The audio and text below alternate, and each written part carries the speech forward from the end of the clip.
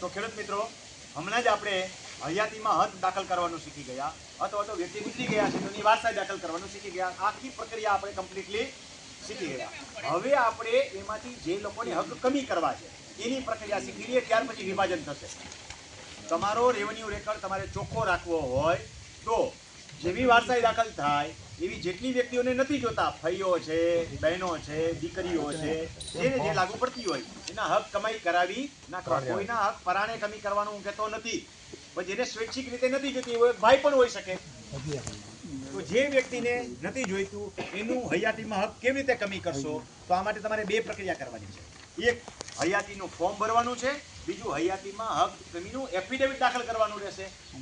એકથી વધારે વ્યક્તિ હોય તો એક જ એફિડેવિટની અંદર તમે હક કમી કરી શકશો, અને અલગ અલગ કરવા હોય તો અલગ અલગ પણ કરી શકશો એફિડેવિટ. અને અરજી વખતે બે એફિડેવિટ કે ચાર એફિડેવિટ, એક જ અરજીમાં હક કમી થઈ જશે. ઘણી વખત એવું બને કે એક બેન રાજકોટમાં રહીએ છે, એક બેન જામનગર, એક બેન પોરબંદરમાં રહીએ છે, તો તમે એક જ અહીંયા એફિડેવિટ બનાવો. એક એફિડેવિટ નામ ત્રણેયના લખી નાખો, ફોટા ત્રણેયના ચોંટાડી નાખો, આધાર કાર્ડ ત્રણેયના જોઈન્ટ કરી દો.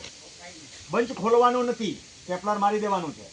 પછી અહીંયા એફિડેવિટ કરાવી લીધું ને સહી સિક્કા થઈ ગયા. હવે નોટરી જામનગર ગયું, અહીંનો નોટરી કંઈ જામનગર લઈ જવાનો નથી, એ બેનને જામનગરના નોટરી પાસે જશે, એમાં એમાં સહી સિક્કા બિફોર મી કરશે, એને એ પોરબંદર મોકલી દો. યાદ રાખજો, આધાર કાર્ડ હારે જોડી દેવાનું. ભૂલાઈ ગયું હોય તો બંચ ખોલતા નહીં, પાછળ એટેચ કરજો એનું આધાર કાર્ડ છેલ્લા ક્રમમાં. પછી ભાવનગર જશે, ભાવનગર પાછું બિફોર મી બીજા એન્ટ્રી પાસે કરાવશે, બીજો એન્ટ્રી નવા સિક્કા મારશે. યાદ રાખજો, ઝેરોક્સ નથી કરાવવાની, ઓરિજિનલમાં સિક્કા મારવાના છે. આવી રીતે કરી શકશો.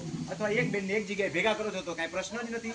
મે બી તમને અનુકૂળતા રહે એટલા માટે આ વિશેષ જાણકારી આપી છે. હવે આ જે એફિડેવિટ તૈયાર થઈ જાય એ એફિડેવિટને આધારે હક કમી કરવા માટેનું તમારે ફોર્મ છે ભરવાનું છે. તો આના પછી હવે આપણે નેક્સ્ટ પ્રક્રિયામાં જાય છીએ, હયાતીમાં હક કમી કેવી રીતે કરવા.